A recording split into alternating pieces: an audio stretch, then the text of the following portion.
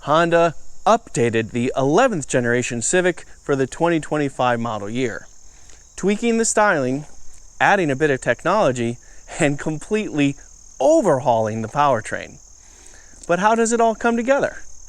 Let's take a closer look. Most of the styling tweaks are in front of the car, and you can see it with both the upper and lower grills. The lower grill especially looks a bit more pronounced and bigger, like a bigger, wider open mouth, but most of this is in fact blanked out. These are actual grill pieces here, but these upper parts and off to the side, that's all blanked out.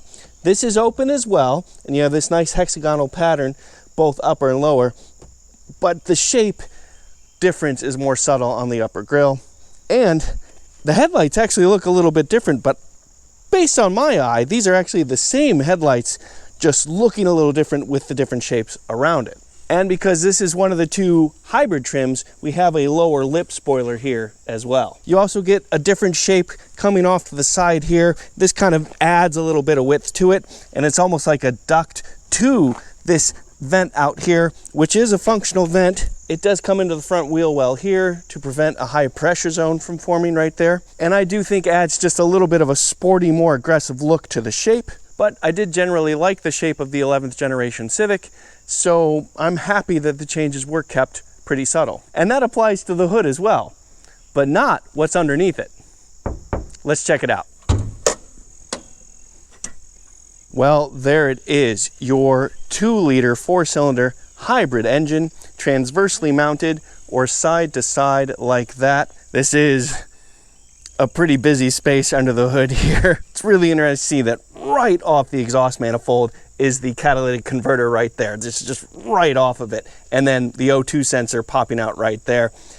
The air intake is over here off to the side and comes down, channels down to the back. Batteries right up front as well. This is transversely mounted, as I said, so the hybrid system and the transaxle is underneath this stuff on this side. The engine itself provides 141 horsepower and 134 pound-feet of torque, and that's actually the minor player between the two. The drive motor of the 2-motor hybrid system produces 181 horsepower and 232 pound-feet of torque, so it's doing the vast majority of the work. All told, you get 200 system horsepower, and Honda doesn't say what your total torque is, so I'll just assume that it is the electric motor's 232 pound-feet. The center line of the front axle is right around at the leading edge of the shock tower right here, and that puts most of the engine ahead of the front axle center line. And as I said, this is pretty busy, pretty heavy. The engine, 2 electric motors, the drivetrain, all of that. So this is a pretty nose heavy car, it must be said. 64% of the weight is on the front axle. But I've seen nose heavy Hondas still handle great, so I'm still cautiously optimistic. A couple more things to show. I do enjoy seeing this beefy engine mount right here, and it's nice to see the ABS pump having its own little space right here in the passenger front corner. And finally, windshield washer fluid is right here. Super easy to access, no problem.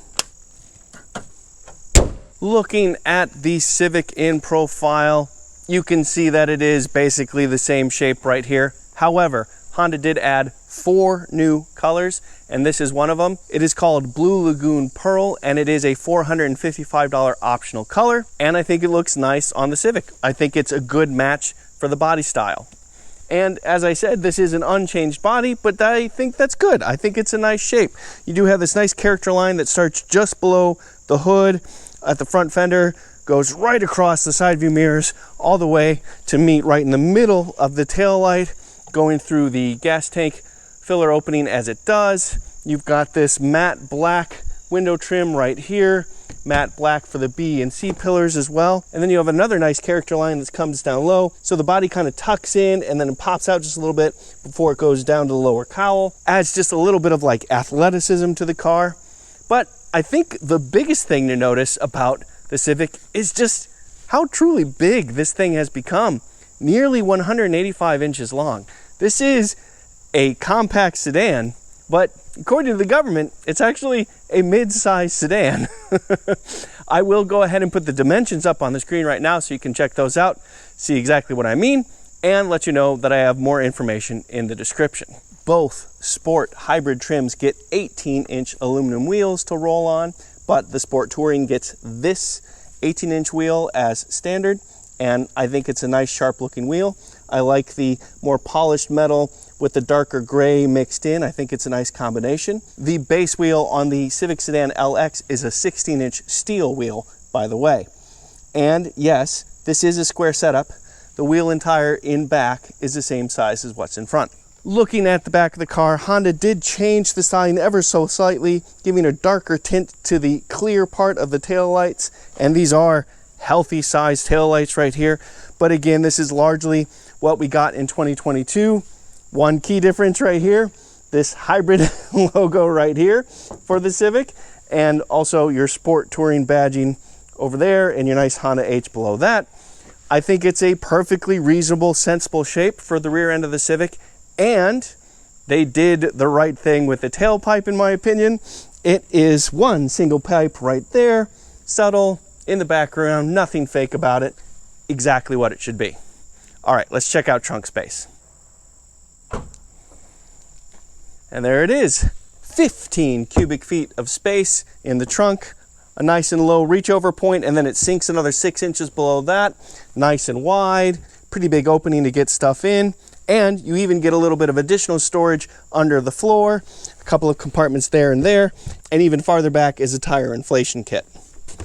And if you need more space than the trunk provides and only need to carry one passenger, super easy to do.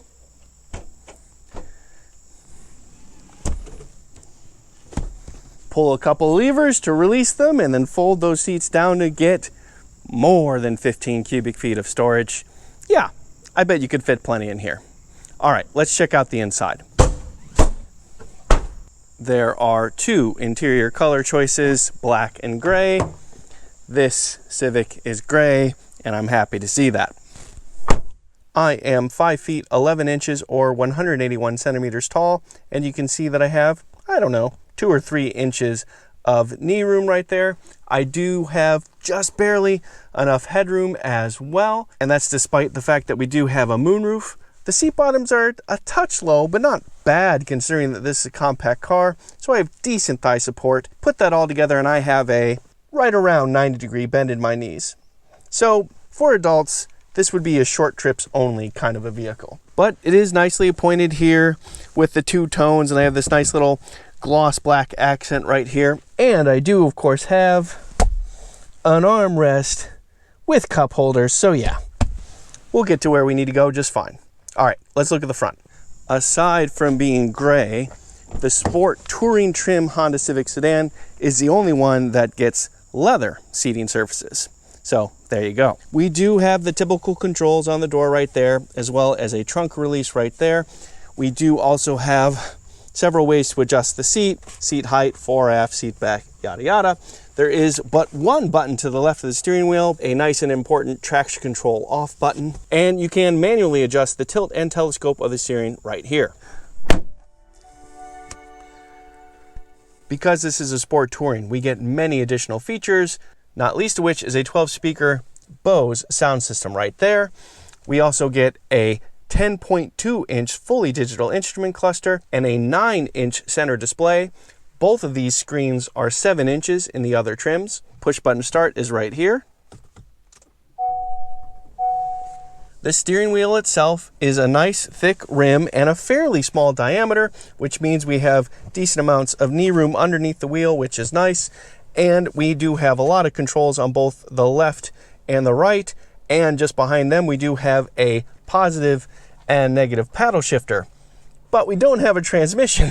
So what these control are your brake regeneration levels, how much battery regeneration you get just from lifting off the accelerator. The positive pedal reduces the amount of brake regen when you lift off the throttle, and negative increases it. Looking at the center display lit up, every Civic gets Apple CarPlay and Android Auto, but only the Sport Touring with its 9-inch display gets wireless Apple CarPlay and Android Auto. It's also the only trim that gets Google built in, which means Google Maps, Google Play Store, and Google Assistant. Hey Google, set the temperature to 68 degrees. Okay, changing the temperature to 68 degrees. And there you go. Having Google built in comes with a 3-year complimentary data plan, by the way. Both hybrid trims do get dual zone climate control and heated front seats, as well as the moonroof right here. But only the Sport Touring trim also gets a wireless smartphone charger. Even though we don't have a transmission, we do have a fairly standard looking Prindle right here, and that's next to a couple of nicely sized and fairly deep cup holders, as well as your drive mode switch right here and your electric parking brake. We do also have lower center console storage right here, and it is reasonably deep and comes with this lovely little tray right here. Let's talk drive modes. You get 4 in total: Econ, Normal, Sport, and Individual. And when you're adjusting individual, you choose between powertrain modes, like the throttle map and how aggressive the hybrid system is, that kind of thing, normal and sport steering, normal and sport engine sound, and different gauge clusters as well, normal and sport. All very lovely. Well, there you have it. A close look at the updated 2025 Honda Civic sedan. You got Google built in now, and what looks like a really good hybrid system. I'm Robin Warner. Thank you very much for watching.